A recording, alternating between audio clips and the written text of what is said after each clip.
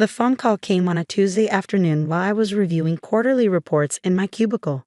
An unknown local number. Usually I let it go to voicemail, but something made me answer. Is this Amelia Chin? A gruff voice, carefully professional. Yes, who's calling? My name's Frank DeMarco. I own DeMarco's Pawn and Gold on Riverside.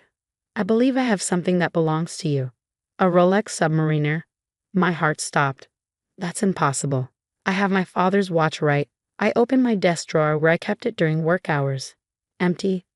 Ma'am? You still there? The watch, I whispered. It's gone. I was afraid of that. Look, can you come down to the shop? There's something you need to see, and I'd rather not discuss it over the phone. I left work immediately, my hands shaking as I drove. Dad's watch, the only thing he'd left specifically to me, had been in that drawer yesterday morning. I checked it like I did every day, running my fingers over the inscription on the back. To my daughter Amelia, may time always be on your side. Love, Dad. He'd worn it every day of my childhood. Through his construction jobs, Sunday dinners, my school plays. Even during chemo, when his wrists got too thin and we had to adjust the band. On his deathbed, he pulled me close and pressed it into my palm. This is yours, Mia, only yours. That was 3 years ago, 2 years before Mom married Richard. 18 months before Richard's son Tyler moved in with his big dreams and bigger appetite for other people's money. DeMarco's pawn shop was wedged between a nail salon and a check cashing place, the kind of strip mall where desperation had a permanent address. Frank DeMarco looked exactly like a pawn shop owner should, thick neck, suspicious eyes, gold pinky ring. But his expression when he saw me was unexpectedly kind. You look like him, he said simply. Your dad. He used to come in here sometimes, back in the day. He did. Construction guys always need tools. He was one of the good ones, always paid back his loans, never tried to pull anything. Frank disappeared into the back, returning with a familiar leather box. This came in yesterday. Guy said it was his to sell, but when I opened it up for inspection, he set the box on the counter and opened it. There was Dad's watch, looking smaller than I remembered, more vulnerable. Normally, I don't question sellers too hard if the merchandise looks legitimate, Frank continued. But this watch, I knew your dad. Knew he'd never let this go. So I did some digging in our system. And your father pawned this watch exactly once, 15 years ago. Paid it back with interest within a month. Frank's eyes met mine. The loan was for $3,000. Records show it was right around the time you started at that fancy private high school. My throat tightened. I'd gotten into St. Mary's Academy on academic scholarship, but there were still fees, uniforms, books, activities. Dad had said he'd gotten overtime work. He'd never mentioned pawning his most precious possession. That's when I knew something wasn't right with this sale, Frank said. But that's not why I called you. He picked up the watch, turning it over. When I was examining it, checking authenticity, I noticed something. He pressed something on the side, and the back popped open in a way I'd never seen before. This isn't standard. Someone modified this watch to create a hidden compartment. Inside was a thin piece of paper, folded impossibly small. I haven't read it, Frank said. Figured if your dad hid it that carefully, it was meant for specific eyes. With trembling fingers, I unfolded the paper. Dad's handwriting, smaller than usual but unmistakably his. Mia, if you're reading this, something's happened to the watch. Check the safe deposit box at First National, box 447. The key is in my toolbox, inside the level. The watch is yours, but what's in that box is your future. Don't let anyone tell you different. Dad. You okay? Frank's voice seemed far away. I need to buy the watch back. How much? Frank shook his head. The guy who brought it in, Talish, maybe mid-20s, kept talking about his app startup. Tyler, of course. He took cash for it. $8,500. But here's the thing, I never filed the paperwork. Technically, this transaction hasn't happened yet. What do you mean? I mean, I've been in this business 30 years. I know stolen goods when I see them, even when the thief has a key to the house. He slid the watch across the counter. Take it. If anyone asks, it was never here. I can't just. Your dad helped me once.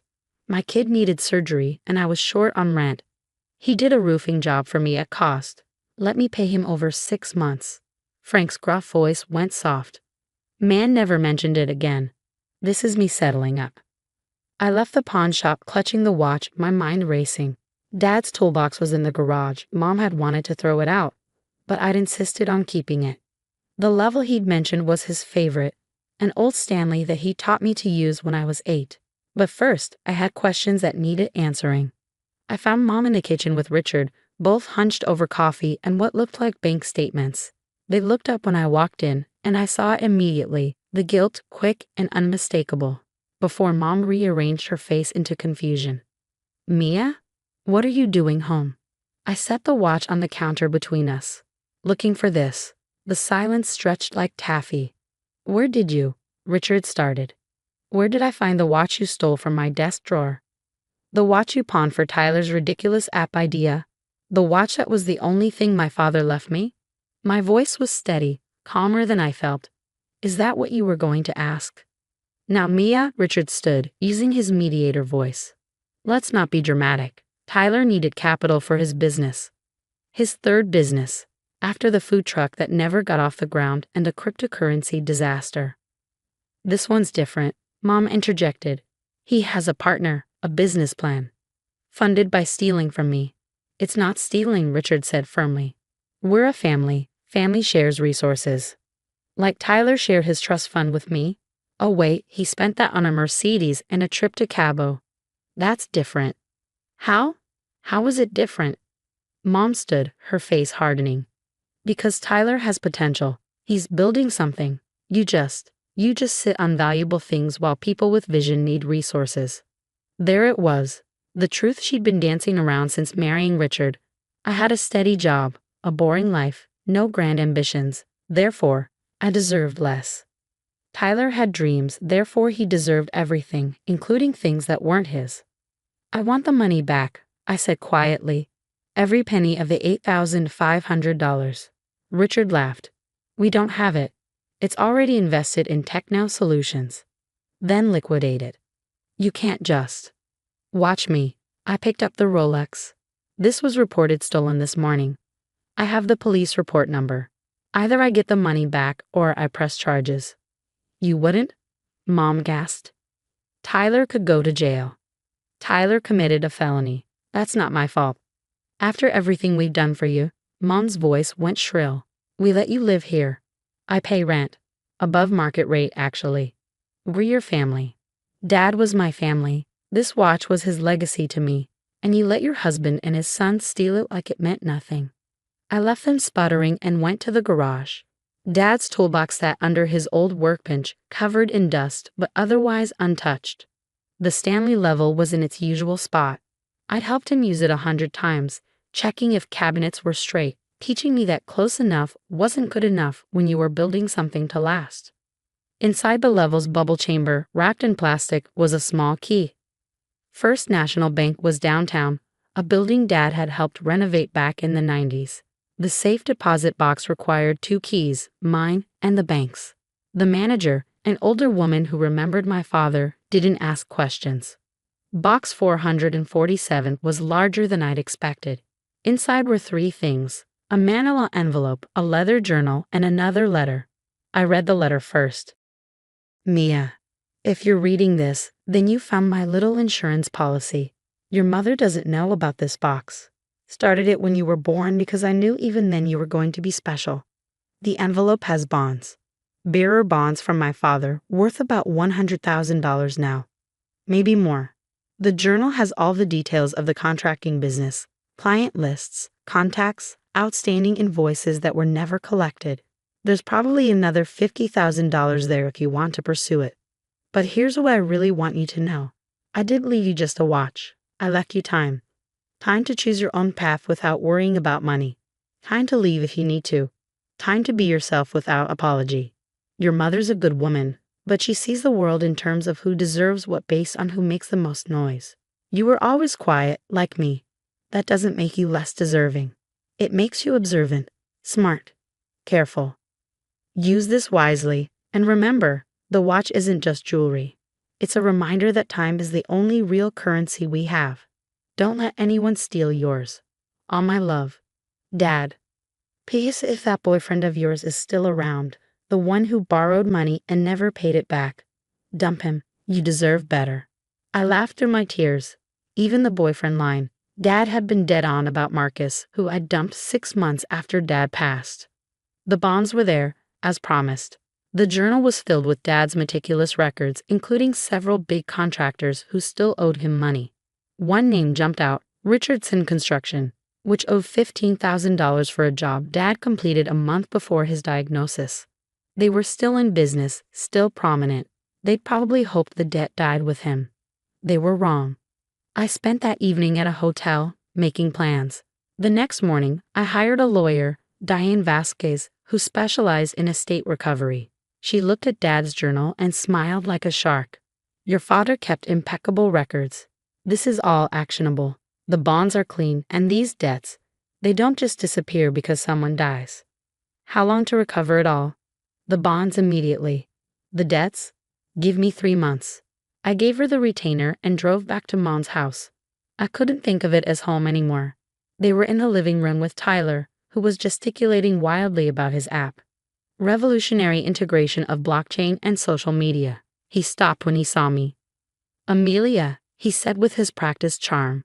Look about the watch. Save it. I turned to Mom and Richard. I'm moving out. Today. Don't be ridiculous, Mom started. Over a watch. Over a betrayal. Over you choosing them over me again and again. Over you letting them steal from me because you think I don't deserve what's mine. Where will you go? Richard asked, probably calculating if they could rent my room for more. That's not your concern anymore. Tyler stood. I'll pay you back when the app takes off. No, you'll pay me back now. $8,500, plus interest. My lawyer will be in touch. Lawyer? Mom went pale. Mia, you can't. I can, I am. Dad always said the best time to stand up for yourself is the moment you realize you're being stood on. I packed my things. Not much, really. Most of what mattered fit in 2 suitcases. The watch went back on my wrist where it belonged. As I loaded my car, Mom came out one last time. Your father would be ashamed, she said coldly, turning on family like this. I looked at her, really looked at her.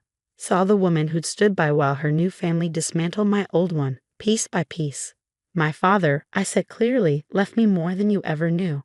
And the only thing he'd be ashamed of is that it took me this long to see you for what you are. I drove away and didn't look back. The bonds cashed out at $127,000. They'd accrued more interest than Dad had calculated. Diane recovered $43,000 of the outstanding debts within 6 weeks. Richardson Construction paid in full to avoid a lawsuit that would have exposed their pattern of stiffing contractors. Tyler's app failed within 3 months. He'd blown through the watch money on office space and logo design, never actually building the product. Richard called asking if I could help out with a small loan. I hung up. Mom tried reaching out through relatives, painting me as the ungrateful daughter who abandoned family over material possessions. I sent them all the same response. A photo of the police report for the stolen watch, with Tyler's name highlighted. The calls stopped. I used Dad's money to buy a small house in the neighborhood where he'd grown up. Nothing fancy, but solid, good bones, he would have said. I kept his toolbox in my garage, his level still in its place of honor. The watch sits on my nightstand at night, ticking steady as a heartbeat. Sometimes I open the secret compartment just to make sure it's real, that Dad really did think ahead, really did protect me even after he was gone. Time is the only real currency we have. Dad knew that. He knew that the watch would matter to me not for its value, but for what it represented, all the time we had together, all the time he'd worked to give me a future. He also knew something else, that eventually someone would try to steal it from me, so he made sure that even if they took the watch, they couldn't take what really mattered. The time to choose my own life, the time to stand up for myself, the time to realize I'd always been worthy of every second. The watch is mine again, but more importantly, so is my time. And I'm not wasting another minute of it on people who think they deserve it more.